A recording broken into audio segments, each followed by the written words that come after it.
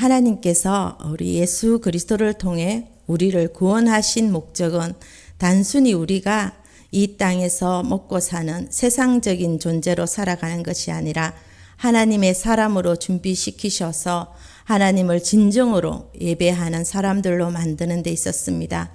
그리고 예수 그리스도 안에서 또 이 풍성한 은혜를 경험하면서 하나님을 전심으로 예배하도록 우리를 부르셨습니다.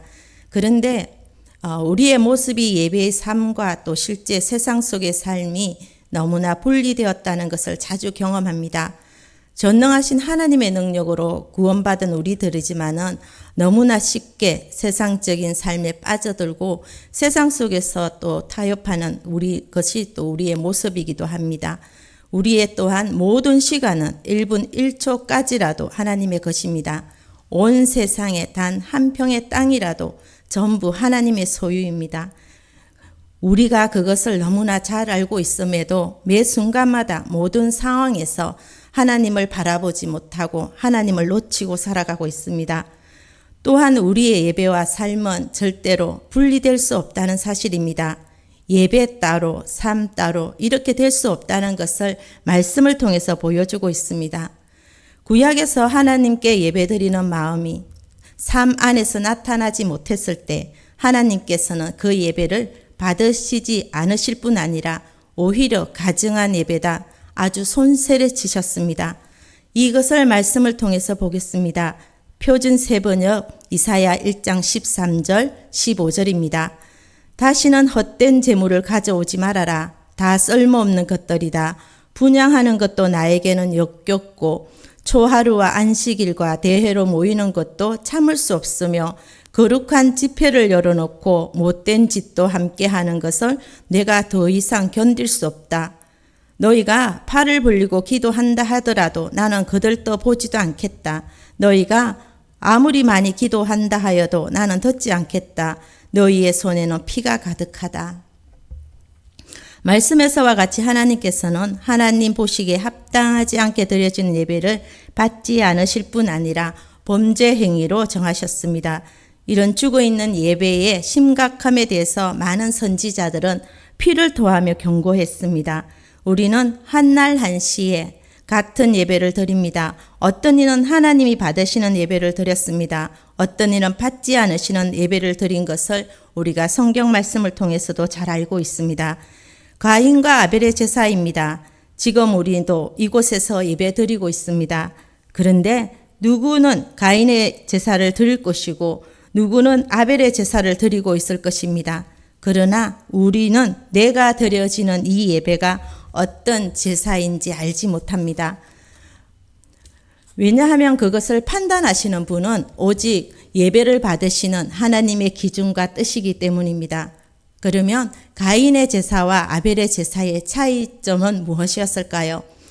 그 당시 가인의 때는 그 당시의 농경 문화였습니다.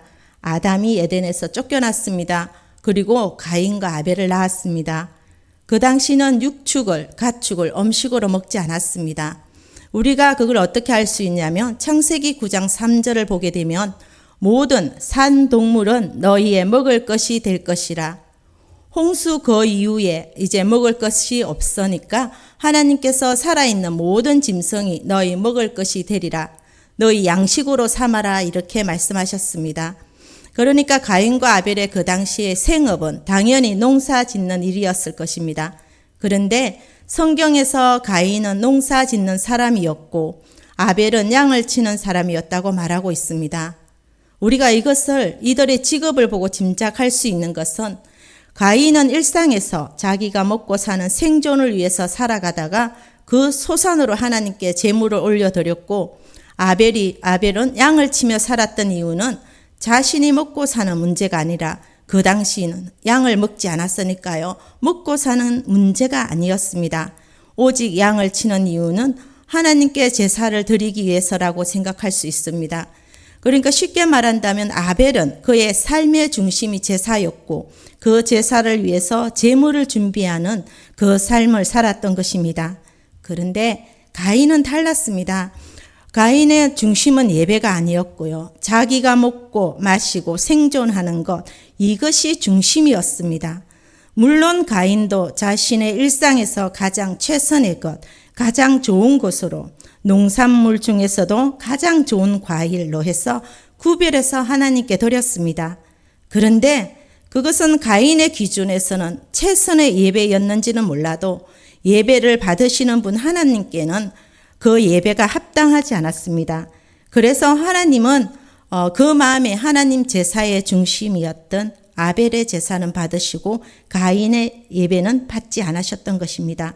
그런데 이것을 볼 때에 분명히 하나님께서 받으시는 예배가 있고 받지 않으시는 예배가 있다는 것인데 그 기준에 대해서 레위기 22장 20절 말씀에 하나님께서 어떤 예배를 받지 않으시는지에 대해서 나오고 있습니다.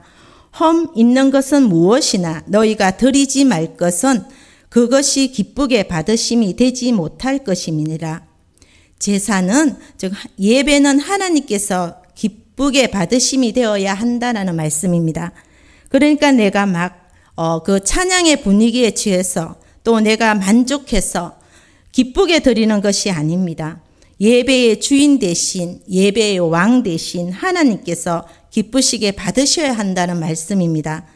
하나님께서 그 제사에 대한 말씀을 레위기 전반부에 참으로 많이 기록해 놓았습니다. 그래서 참으로 성경을 읽다가도 레위기에서는 많이 무너지기도 합니다. 하나님께서 내가 원하는 제사는 너희들이 드려야 할 예배는 바로 이렇게 드려야 되는 것이니 너희의 기준이 아니라 내 기준에 합당하게 또 내 말을 지켜서 이렇게 드려야라고 쓴 것이 바로 레위기입니다. 하나님은 당신의 뜻에 맞게 드리는 예배 그 제사만은 받으시고 그 제사를 드리기를 원하셨던 것입니다. 그러면 제사에 대해서 다시 한번 말씀을 보겠습니다. 레위기 1장 3절과 4절입니다.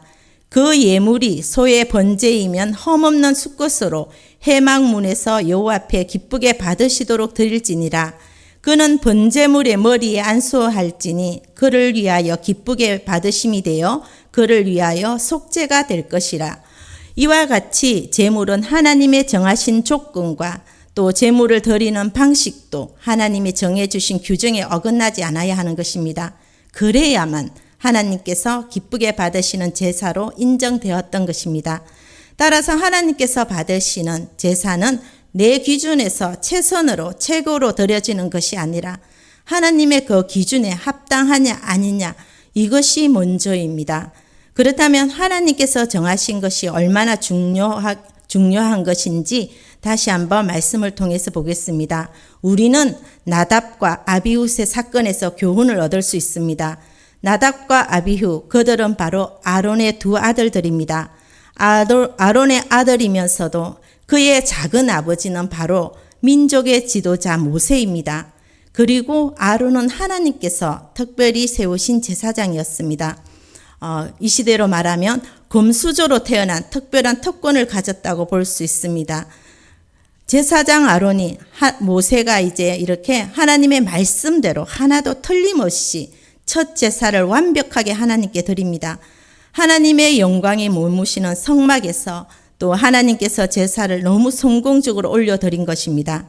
그 당시는 제사를 잘못 드리게 되면요, 그 즉시 제사장이라 할지라도 죽임을 당했습니다.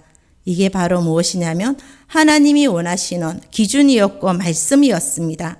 그러니까 제사를 드릴 때는요, 정말 두렵고 떨림으로 하나님 앞에 제사 드렸던 것입니다. 그때 그 첫 제사를 완벽하고 마치고 나니까 이들에게 정말 너무 감격이고 감사한 이런 상황이었습니다.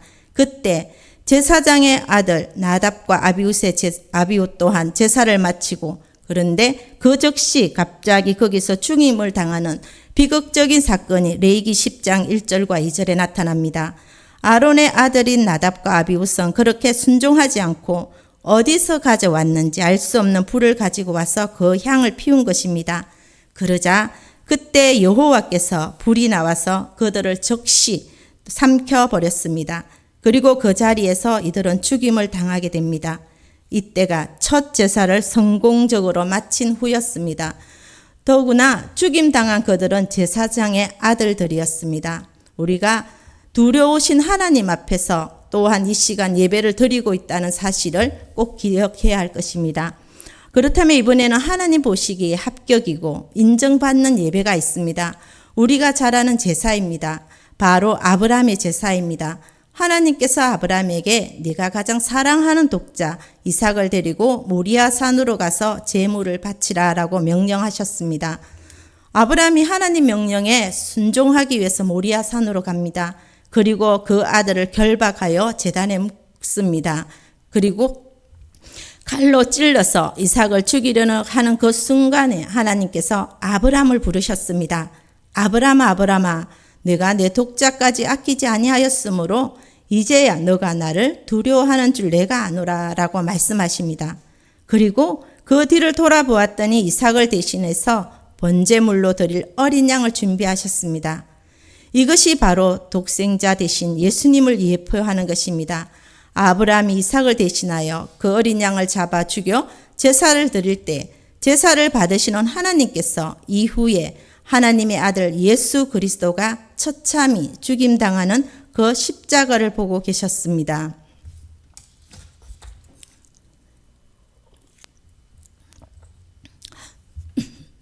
아담의 후손으로 태어난 이삭, 즉 우리는 반드시 죽임당해야 하는 운명입니다. 그렇지만 하나님께서 이 해결책으로 한 마리의 양을 준비하셨고 그 어린 양이신 예수님께서 거룩하고 완벽한 제물이 되셨습니다.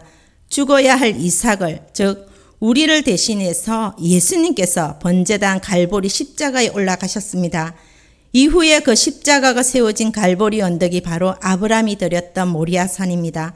우리가 하나님을 만날 수 있는 방법은 바로 예배 제사입니다. 대제사장이신 예수님께서 거룩한 제물이 되셔서 완벽한 제사를 드리고 우리가 그 십자가를 통해서 하나님 앞에 담대히 나갈 수 있습니다.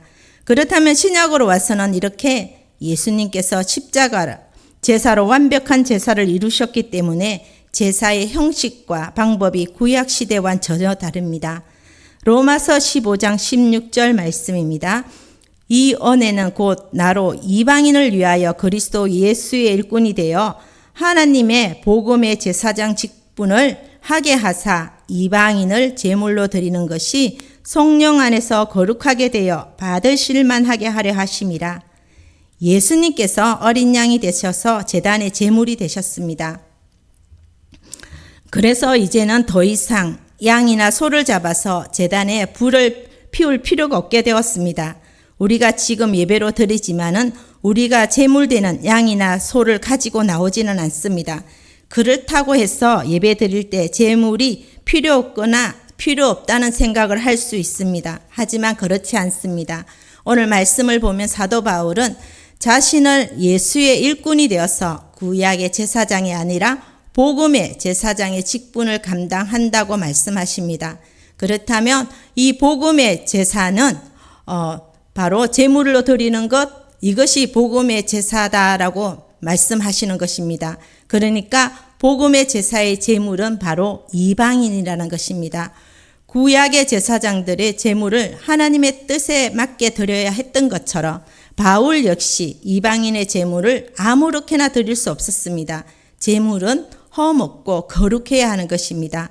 사도 바울의 사명은 이방인들이 하나님께서 받으실 만한 거룩한 제물이 되도록 도와주는 것, 이것이 바로 사도 바울의 사명이기도 했습니다. 제물이 구약에서는 짐승이었다면 예배를 드리는 그 사람이 제물이 된 것입니다. 제물은 바로 나입니다. 우리들입니다. 드려지는 제물은 반드시 죽어야 합니다. 제물이 제단에서 불에 태워질 때 나는 그 향기를 하나님께서 기쁘게 받으셨습니다. 이제 우리가 제물이 되었습니다. 날마다 예수님과 함께 성령의 불로 태워져 죽어야 하는 것입니다. 이 순종의 삶을, 이 죽어지는 삶을 하나님께서 예배로 받으신다는 것입니다. 오늘 본문 로마서 12장 1절과 2절에 어떤 예배를 하나님이 받으시는가에 대해서 말씀합니다. 그러므로 형제들아 내가 하나님의 모든 자비하심으로 너희를 권하노니 너희 몸을 하나님이 기뻐하시는 거룩한 산 제사로 드리라. 이는 너희가 드릴 영적 예배니라. 너희는 이 세대를 본받지 말고 오직 마음을 새롭게 함으로 변화를 받아 하나님의 선하시고 기뻐하시고 온전한 뜻이 무엇인지 분별하도록 하라. 하나님께 드려야 할 합당한 예배란 우리의 몸을 거룩한 산 제물로 드리는 것입니다. 그러면 구약의 제사와 복음의 제사의 공통점이 있는데 그것은 흠이 없습니다. 거룩함입니다. 허묻고 거룩함, 이것이 달라진 것이 있다며 구약의 제사는 양이나 제물이 죽어지는 것이었고 복음의 제사는 제물이 된 우리가 살아내는 것입니다. 일상에서 우리가 살아내는 이 방식으로 바뀐 것입니다. 우리의 오늘날 예배는 우리가 생각하는 주일날 와서 예배 한번 드리는 그것으로 끝, 이것이 아닙니다. 예배 이후에 일상에서도 거룩하게 자신의 몸을 구별하고 또 분별하여 하나님께 산 제물로 드리고 분별하여 거룩해 살아왔던 우리의 몸을 가지고 다시 와서 예배를 드리는 것이 또 모든 시간과 모든 삶의 예배라고 여기신다는 것입니다. 그러니 예배와 삶이 분리될 수 없습니다. 절대로 그럴 수는 없습니다. 성경에서 말씀해 줍니다. 그렇다면 우리의 삶이 우리의 예배라 우리가 살아가야 하는 목적은 또한 있습니다. 지난 한 주간의 삶을 우리가 본다면 어떤 마음으로 어떤 예배로 살아왔는지 말씀을 통해서 거울과 같이 볼 수 있습니다. 어떤 시간을 가장 많이 사용했는지 본다면 내가 어떤 삶을 살아왔는지를 볼 수 있습니다. 내가 어떤 것에 시간을 가장 많이 사용했냐에 따라서 그 사람의 삶과 목적과 방향이 보이게 됩니다. 우리의 삶의 목적은 단 하나뿐입니다. 우리의 삶이 예배이기 때문에 예배자로 서는 것, 이것이 우리의 삶의 목적입니다.